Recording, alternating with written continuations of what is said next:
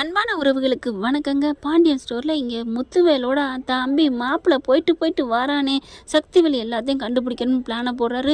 இங்கே சுகன்யா மாசமாக இருக்குன்னு சொல்லி சந்தோஷமாக இருக்காங்க. ஆனாலும் இவருக்கு அப்படியே விட்டுட்டு வெளில போய் பார்க்க அண்ணன் வந்த கையோட இவன் வரானே, என்னவா இருக்கும் ஒன்றும் புரியலையேன்னு மண்டையை போட்டு பிச்சுக்கிட்டு இருக்காங்க.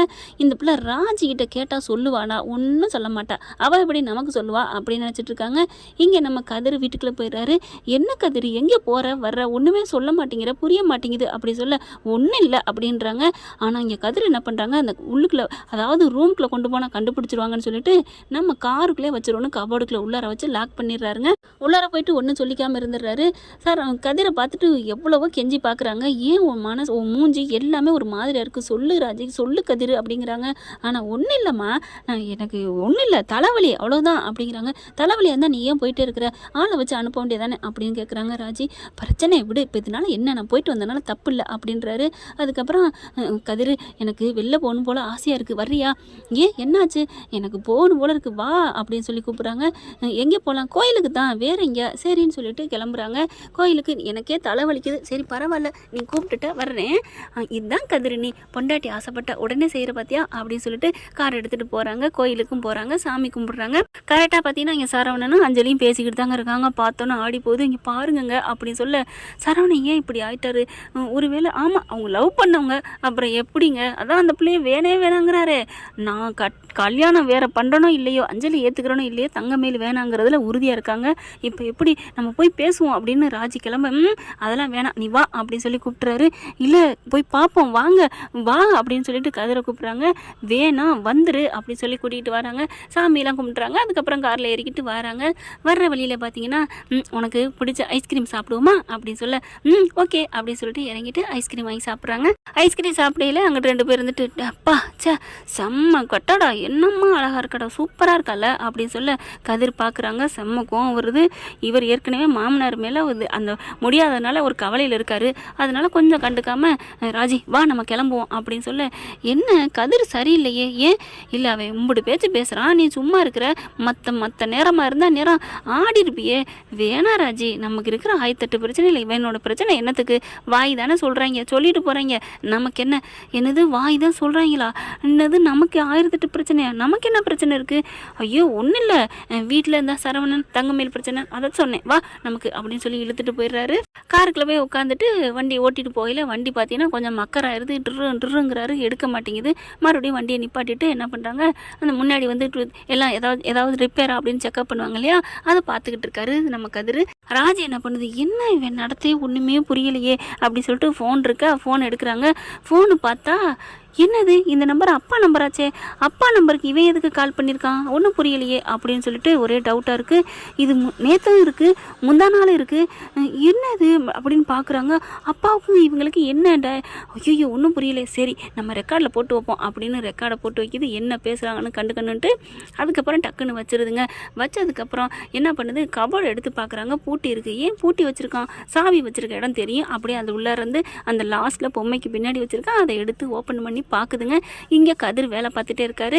அந்த சமயத்தில் இந்த பிள்ளை உள்ளுக்கு என்னன்னு பார்க்குது, ஃபைல் இருக்குது. என்ன ஃபைலு அப்படின்னு ஃபைலை பார்த்தா, முத்துவேலுக்கு இந்த மாதிரி முடியாமல் உடம்புக்கு சரியில்லைன்னு இருக்குது, அப்பாவோடது. ஆடி போகிறாங்க, அப்படியே கிடுகிடுன்னு வேகமாக கதவை திறந்துட்டு இறங்கிட்டு, என்ன கதிர் இது என்னது அப்படின்னு கேட்க, ஐயோ பார்த்துட்டாலாம் நெத்தியில் கையை வச்சுட்டு, அதெல்லாம் நீ எதுக்கு திறந்த, ஏன் திறந்த அப்படின்னு கத்திக்கிட்டு கேட்க, அப்படியே பிடுங்குறாரு. என்ன கதிர் என்கிட்ட இப்படி நீ பேசுனதே இல்லை, பழகுனதே இல்லை, இப்படி பிடுங்குற, ராஜி அதை கொடு, அதை எதுக்கு நீ பார்த்த அப்படின்னு சொல்லி கேட்க, இப்போ நீ என்கிட்ட பாரு, என்கிட்ட சொல்லுவியா இல்லையா, இப்போ என்ன அப்படிங்கல, ஒன்றும் இல்லை வாங்கிட்டு வந்தேன், அவருக்கு முடியலேன்னு இருக்குது, கேன்சர்ன்னு இருக்குது, என்ன கதிர் சொல்லு அப்படிங்கிறாங்க. ஒன்றும் இல்லை ராஜி அப்படிங்கல, இப்போ சொல்ல போறியா இல்லையான்னு சொல்லி அடிக்கையில் அப்படியே கட்டிக்கிறாரு.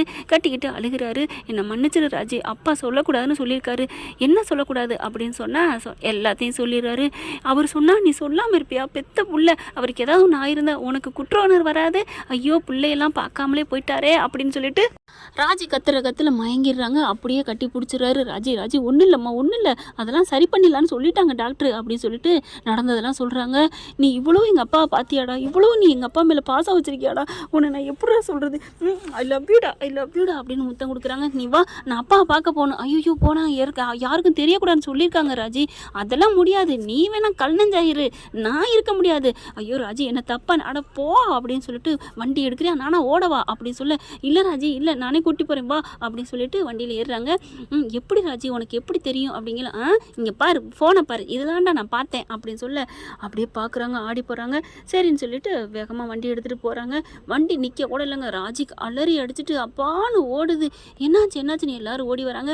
அப்பா அப்படின்னு கட்டி பிடிச்சி அழுகுது, கால் மாட்டில் அவரே படுத்திருக்காரு. என்னாச்சுடி அப்படிங்கல அவங்க அம்மாவிலேருந்து, அதாவது முத்துவேல் அம்மா பாண்டியன் கோமதி இங்கே இவங்க வீட்டில் இங்கே சக்தி என்ன அப்படிங்கிறாரு. போ சித்தப்பா, அப்பாவுக்கு என்ன இருக்குன்னு தெரிஞ்சா நீலாம் ஆடி போவ சித்தப்பா அப்படின்னு அப்பா பிடிச்சி அழுகுறாங்க. அந்த ஃபைலும் கையிலே வச்சுக்கிட்டு என்ன அங்கேல முத்துவேல் இப்படி கதிரை பார்க்குறாரு. கதிர் வந்துடுறாரு. என்னை மன்னிச்சிருங்க மாமா, என்னால் நான் ஒன்றும் பண்ண முடியல, அவள் இதை பார்த்துட்டா இந்த பேப்பரை அப்படி சொல்ல, என் ஃபோனையும் பார்த்துட்டா, எங்கள் அப்பாவுக்கு நீங்கள் ஏன் பண்ணீங்கன்னு. அவங்க அப்பாவுக்கு இவன் ஃபோன் பண்ணானா, என்னது அப்படின்னு வாங்கி எல்லாரும் பார்க்குறாங்க. பார்த்து எல்லாரும் ஆடி போகிறாங்க. என்னன்னு உனக்கு இதுவா, உனக்கு கேன்சரா அப்படின்னு சொல்லிட்டு உயிரே போயிடுது. அவங்க அம்மாச்சி அப்படியே மயங்கி விழுகுது. ஆளுக்கு கத்த ஆரம்பிக்கிறாங்க. என்னென்னு நினச்சிட்டு இருக்க, நான் நினச்சா அப்படிலாம் நீங்கள் உங்களுக்கு ஏதாவது ஆயிரம் தாண்டா, நான் எதுவும் சொல்லலை, என்னை மன்னிச்சிருங்கடா அப்படின்னு சொல்லி அழுகுறாங்க. அம்மாச்சி இருந்துட்டு மயங்கியே விழுகுது, தண்ணியை தெளிக்கிறாங்க. அதை விட ராஜி அம்மாவுக்கு மயக்கம் வந்துடுது. ஏங்க கட்டின பொண்டாட்டிக்கிட்ட நீங்கள் சொல்ல மாட்டீங்க, மாப்பிள்ளைகிட்ட சொல்லியிருக்கீங்க அப்படின்னு சொல்ல, மாப்பிள்ளைகிட்டலாம் நான் சொல்லணும்னு சொல்லலடி, கேளுடி, எல்லாரும் நோகடிக்காதீங்க, நான் ஏற்கனவே என் உயிர் போயிட்டுருக்கு அப்படின்னு சொல்ல, அண்ணே அப்படின்னு சக்தி அழுகிறாரு. நடந்த விஷயங்களை சொல்கிறாங்க. கதிர் யதார்த்தமாக பார்த்துட்டு என்னை கேட்டாண்டி, அவன் நினச்சிருந்தா போயிருந்துக்கலாண்டி, எதிரி குடும்பம் எப்படியோ போட்டுன்னு, ஆனால் எனக்காக நின்று கேட்டு அங்கே திருச்சி வரைக்கும் வந்து எல்லாத்துக்குமே ரத்தம் தேவைப்படுதா, ஏன் ரத்தத்தை எடுத்துக்கோங்க, ஏதாவது உறுப்பு வேணுமா ஏன் உறுப்பு எடுத்துக்கோங்க, எனக்கு எதுவுமே தேவையில்லை, மாமா நல்லா இருந்தால் போதும் அப்படி சொன்ன வேண்டிய அந்த புள்ளைய பெத்த வேண்டும். அவங்க 2 பேரும் அப்படி ஒரு தங்கமான புள்ளைய பெற்றிருக்காங்கடி, நம்ம கோமதியும் பாண்டியனும் அப்படின்னு சொன்னோன்னே அவங்க 2 பேருக்கும் அவ்வளோ சந்தோஷம் தாங்கலை. குமாருமே அப்படியே பார்க்குறாரு, இவ்வளோவுக்கு நல்லவனா கதிர் அப்படிங்கிற மாதிரி அப்படியே ஆடி போக, அப்போ தான் சொல்லுது, நான் தான் சொன்னேனேடா கதிர் தங்கமான வேண்டு, சரி இப்போ அதை விடுங்க, இப்போ உனக்கு என்னடா சொல்லியிருக்காங்க, இல்லை இன்னம்மா எனக்கு ஆப்ரேஷன் பண்ணணும்னு சொல்லிட்டாங்கம்மா, எப்படி போகிறது என்னன்னு போகிறதுதாம்மா நாங்கள் தவிச்சுக்கிட்டு இருந்தோம். அடே என்னடா நீ நினச்சிட்டு இருக்க, கிளம்புங்க ஆஸ்பத்திரியில் போய் சேருங்க, வண்டி எடுங்கடா கதிர், போ வண்டி எடு, என் பிள்ளை ஆஸ்பத்திரியில் சேரு, அது என்ன ஆப்ரேஷனும் பண்ணிட்டா நல்லாகுன்னு சொல்லிட்டாங்கல்ல. ஆமாமாச்சி அப்படி சொல்ல, சீக்கிரம்டா அப்படிங்கிற சக்திவேல் அப்படியே பார்க்குறாரு கதிரை பார்த்துட்டு, கதிர் நீ இதுக்காதே அண்ணனை கூட்டி போனியாடா, ஆமாங்க அப்படிங்கிறாங்க. இதை நீ அன்னைக்கே சொல்லியிருக்கலாமேடா, நான் என்னமோ ஏதோன்னு பயந்துட்டேன்டா அப்படின்னு சொல்ல, என்ன பண்ண உன் சொத்தை பூரா அவனுக்கு எழுதி வச்சுட்டேன்னு நினச்சியா அப்படிங்கல, சரி விடு, அது போன சக்திவேல், இப்போ நல்ல சக்திவேல், நான் அப்பெல்லாம் நினைக்கல விடு அப்படின்னு சொல்லிட்டு, சரி அண்ணனை கூப்பிடுங்க கிளம்புங்க அப்படின்னு சொல்லிட்டு வண்டியை எடுத்துகிட்டு கிளம்புறாங்க. இங்கே எல்லாருக்கும் ஒரு விதத்தில் சந்தோஷமாக தாங்க இருக்குது, ஏன்னா 2 குடும்பம் ஒன்று சேரும்ல. ஆனால் ஒன்று சேர்ந்தாலும் கோர்ட்டுக்கே போயிட்டு 2 குடும்பம் பிரிஞ்சிச்சு, இப்போ ஆஸ்பத்திரிக்கு போயிட்டு மட்டும் 2 குடும்பம் சேருமா என்ன, சேருதா இல்லை பிரியுதா அப்படிங்கிறத பொறுத்து இருந்து பார்க்கலாம். பிரிஞ்சாலும் ஒன்றும் பயம் இல்லைங்க, அடுத்ததான் குவா நம்ம ராஜி வாந்தி எடுப்பாங்க, அதில் ஒன்று சேரலாம் இல்லையா. ஆனால் கதிரை பார்த்து ராஜி வச்சக்கன்னு வாங்காமல் பார்க்குறாங்க. என்ன அப்படின்னு கதிர் கேட்க, எப்படிடா இவ்வளோ நல்லவனா இருக்கிற, எப்படிடா அப்படி சொல்ல, அப்படி தாண்டி அப்படி சொல்லி கண்ணடிக்கிறாங்க. என்ன ஃப்ரெண்ட் இப்படி போனால் நல்லா தானே இருக்கு, பார்க்கலாம் என்ன நடக்க போகுதுன்னா. Thank you friends. இந்த வீடியோ உங்களுக்கு பிடிச்சிருந்தா தயவு செய்து லைக் பண்ணுங்க. இன்னும் அப்டேட்ஸ்க்காக சேனலை சப்ஸ்கிரைப் பண்ண மறக்காதீங்க. நம்ம கிட்ட இருக்க எல்லா சேனல்ஸோட லேட்டஸ்ட் வீடியோ அப்டேட்ஸ்க்காக மேல ரைட் சைடுல காட்டுற லிங்கை கிளிக் பண்ணி வாட்ஸ்அப் குரூப்ல ஜாயின் பண்ணுங்க. உங்களிடம் விடைபெறுவது நான் உங்கள் மெஹர்.